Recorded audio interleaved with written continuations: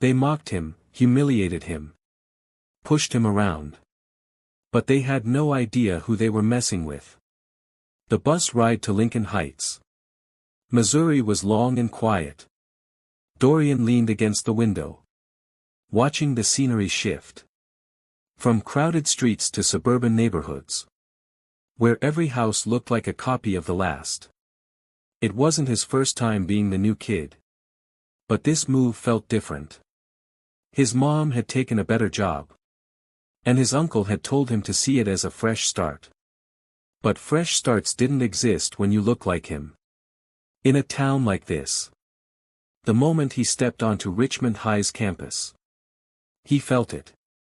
The pause in conversation when he walked past.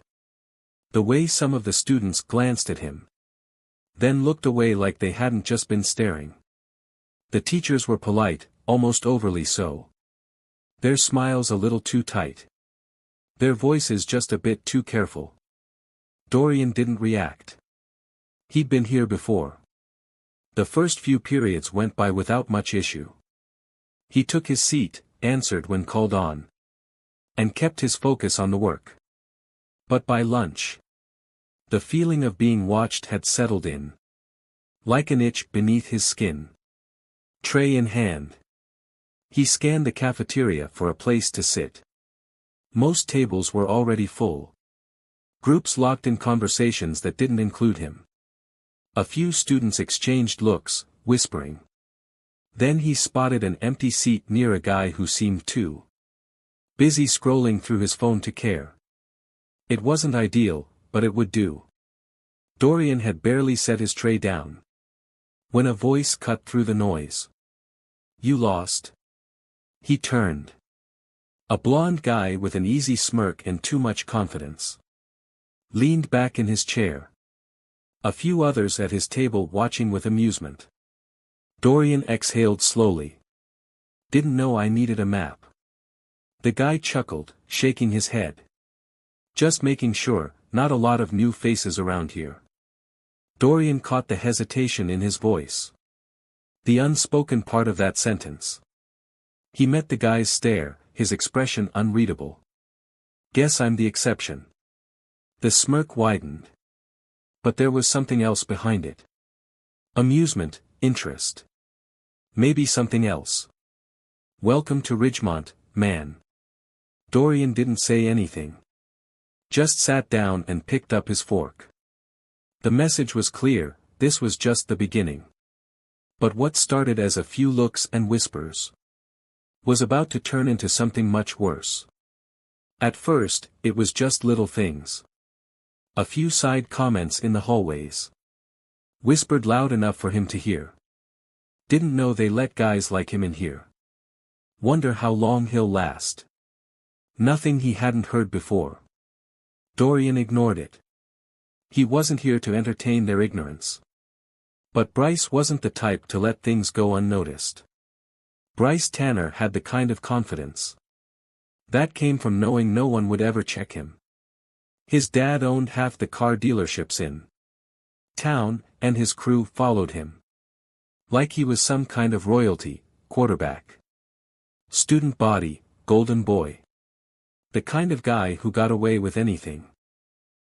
And for whatever reason, Bryce had decided that Dorian being at Ridgemont was a problem. The first real test came at Dorian's locker. He was swapping out his books, when a sharp bump knocked him forward. His shoulder hit the metal, the sound echoing down the hall. "Oops," Bryce said, his voice all fake innocence. "Didn't see you there." Dorian didn't react. He finished grabbing his notebook and shut his locker. Kept his movements slow, controlled. If he gave them nothing, they'd get bored. Bryce laughed. "You're quiet, huh? That's cool, real cool." Dorian turned, looked at him. Not angry, not scared. Just looking. For a second, Bryce's smirk flickered. Then one of his friends, Nick or maybe Kyle, they all blended together, muttered something, and Bryce grinned again. Catch you later, new guy. Dorian watched them walk away. The hallway noise returned. That was the first time. The second time, it was in the cafeteria. Dorian was heading toward the trash cans, when a foot shot out. It wasn't subtle. It wasn't meant to be. His body jolted forward. But he caught himself before he could fall. Laughter. Bryce held up his hands. Relax, man, it was a joke. Dorian didn't say anything. He didn't look at him. He just stepped over Bryce's foot and kept walking. More laughter. Someone muttered, "Too easy." Dorian clenched his jaw. His uncle's voice echoed in his head. A lion doesn't flinch when the hyenas bark. He exhaled. Let it go. But that wasn't enough for them. Because the third time, Bryce made sure it wasn't just a joke. And that's when things changed. It was after school. And Dorian had just finished up in the library. Most of the students were already gone. The parking lot half empty. He wasn't in a rush. His mom wouldn't be home from work for a few hours. And he didn't mind taking his time. As he stepped outside, he heard voices. Too familiar. Hey, new guy. Dorian barely had time to react. Before something smacked against his back. Hard. He staggered forward. Catching himself before he hit the pavement. Laughter. He turned slowly. Bryce stood there, flanked by Nick, Kyle, and a couple of other guys whose names didn't matter. Bryce was still holding his drink cup. The last few drops dripping from his fingers. My bad, Bryce said. Not even trying to sound sorry. Didn't see you there. Dorian glanced down. His hoodie was splattered with soda. Ice cubes scattered at his feet. Silence stretched between them. Other students, lingering in the lot, had stopped to watch. Dorian inhaled through his nose, steadying himself. Bryce smirked. Come on, man, say something. Dorian didn't. He just started to walk past him. That's when Bryce shoved him. It wasn't playful. It wasn't just a joke. It was forceful, meant to provoke. Dorian stumbled back a step. His breath was calm, his fingers flexed at his sides. Bryce laughed. What? You scared? Nick stepped forward, grinning. Nah, man, he's just soft. Dorian had spent his whole life hearing. Walk away. He could hear his uncle's voice in his head. Keep your hands in your pockets. Don't give them what they want. But right now, Bryce wasn't looking for an easy laugh. He wasn't just playing around. He wanted a reaction. He wanted to prove something. Dorian took one last deep breath. Then he set down his backpack. Bryce raised an eyebrow. Oh, you got something to say now? Dorian didn't answer. He just rolled his shoulders back. Bryce chuckled. Man, you. That was as far as he got. Dorian moved. One step in, quick. Clean, a left feint. Just enough to make Bryce react. Then a sharp right hook. Straight to his ribs. Dorian's punch landed clean, right into Bryce's ribs, a spot that didn't just hurt, it stole his breath. The confidence on Bryce's face vanished in an instant. He hunched over, clutching his side like he was trying to hold himself together. But Dorian wasn't done. He took a step back, controlling his breathing, eyes sharp. He could see it now, the fear settling into Bryce's crew. Nick didn't step forward. Kyle didn't laugh. They all just stood there, silent. Watching. Bryce stumbled, trying to straighten up, but his body was tense now. He wasn't as sure of himself anymore. He finally understood that Dorian wasn't just some new kid. He wasn't someone they could push around. Dorian picked up his backpack, gave Bryce one last look, then walked away. The way people saw him had changed. Before, he had been invisible. Now, every pair of eyes in the parking lot was on him. The next day, the entire school felt different. Where there had once been whispers behind his back, now there were stares of curiosity. As he walked through the cafeteria, conversations quieted. People glanced at him, then quickly looked away. Some nodded at him like they suddenly respected him. Others kept their distance. At lunch, as he moved past a table, he overheard someone say, "Didn't know the new guy could fight." Another voice chimed in, "Bryce had it coming." Someone else muttered, "Yeah, but let's see how long he lasts." Dorian ignored them. He wasn't here to entertain their opinions. But as he sat down, he caught a different kind of whisper from a table nearby. "He's just another violent thug." The words were soft, but not soft enough. Dorian turned his head slightly. A couple of girls sat there, one of them, a brunette with expensive jewelry and a sour expression, looked away when she realized he had hurt her. His stomach clenched. That was the thing about moments like these. No matter how justified he was, no matter how right he had been, someone would always twist it. But he didn't regret it. Bryce had gone looking for a fight. Dorian had just made sure he got one. Still, the weight of it sat on him. He had spent years training. Years controlling himself. Years walking away. That wasn't weakness. That was strength. So why did it feel like no matter what choice he made, people had already decided who he was? But Dorian was about to learn that real strength wasn't just about throwing a punch. It was about what came next. The rest of the week passed in a blur. Bryce still hadn't shown up.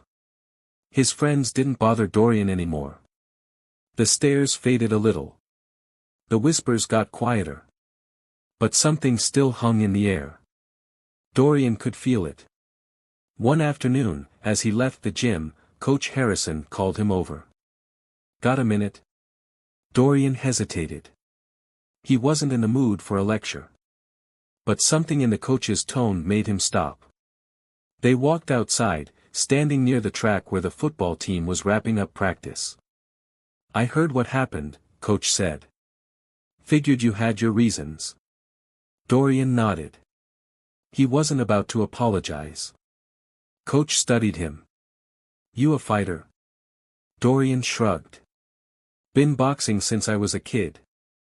Coach let out a low whistle. "Yeah, that much was obvious." He crossed his arms. "Let me ask you something. Did that fight change anything?" Dorian frowned, unsure where this was going. Coach tilted his head slightly. "You think Bryce learned something? You think the rest of them did?" Dorian exhaled, running a hand over his head. He knew the answer. Bryce wasn't the type to reflect. And as for the others, some respected him now.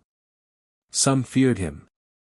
And some would always see him the way they wanted to, no matter what he did. Coach nodded, like he could see the thoughts running through Dorian's head. "The thing about people like Bryce," he said, "they don't really lose. Not in a way that sticks. He'll come back. He'll run his mouth. And the cycle starts again." He paused. "But you're different. You have control." Dorian frowned. "What are you saying?" Coach motioned toward the field. "I've been asking the boxing coach to send me a few kids for wrestling. You ever think about putting all that skill to better use?" Dorian blinked. "Wrestling?" Coach grinned. "Look, I know you can handle yourself. That much is clear. But there's a difference between winning a fight and learning how to own your power." He sighed. "I've seen too many kids like you get boxed into a reputation they never wanted.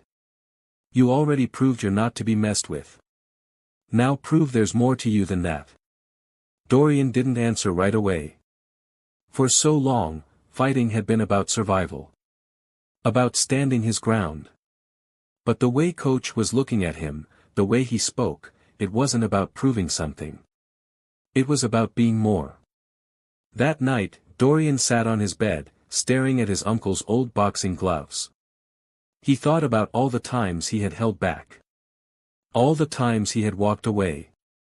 And the one time he hadn't. Coach was right. Bryce wouldn't change. People would think what they wanted. But Dorian still had a choice. And maybe, just maybe, this time, he'd make a different one. Because real strength wasn't just about knowing when to fight. It was about knowing what to fight for. The next morning, Dorian made his decision. Instead of heading straight to his usual spot after school, he found himself walking toward the wrestling gym. The place was mostly empty, the sound of shoes squeaking against the mats the only thing breaking the silence. Coach Harrison was already there, watching a couple of wrestlers sparring in the corner. He didn't seem surprised to see Dorian. "Didn't think you'd show up," Coach said, arms crossed. Dorian shrugged. "Figured I'd check it out." Coach nodded. "Good. Then get on the mat." Dorian hesitated. "Now." Coach smirked. "You waiting for an invitation?" Dorian dropped his bag and stepped forward. The second he hit the mat, he could feel every muscle in his body tense.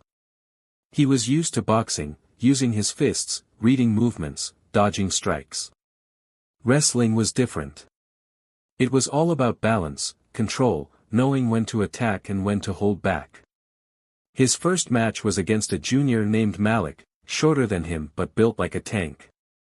Dorian moved in fast, trying to take control, but within seconds, he was flat on his back, Malik pinning him with a practiced ease. "Not bad," Malik said, standing up and offering a hand. "But you fight like a boxer, not a wrestler." Dorian exhaled, taking his hand. "Yeah, well, it's what I know." Coach clapped his hands. "Then it's time to learn something new." Dorian trained harder than he ever had before. Every takedown, every counter, every failed attempt at breaking free only made him push himself further. Wrestling wasn't just about strength, it was about patience, control, using an opponent's weight against them. The days turned into weeks. The whispers in the hallways changed. People still talked about what happened with Bryce, but now, there was something else. Dorian wasn't just the new kid who could fight. He was the new kid who was proving himself in a different way. Then one afternoon, as Dorian was wrapping up practice, he noticed Bryce standing near the entrance of the gym. He hadn't seen him since that day in the parking lot. Bryce's face was unreadable. "You joining the team or something?" Dorian asked, grabbing his bag. Bryce scoffed. "Nah. Just wanted to see if all that fighting actually led to something." Dorian studied him for a second, then shook his head. "You still don't get it, do you?" Bryce frowned. "Get what?" Dorian took a deep breath, adjusting the strap of his bag. "That fight wasn't about you." "It never was." Bryce didn't say anything. Dorian didn't wait for a response. He just walked past him, stepping into the evening air. For the first time in a long time, he felt something different. Not just strong. Not just in control. But free.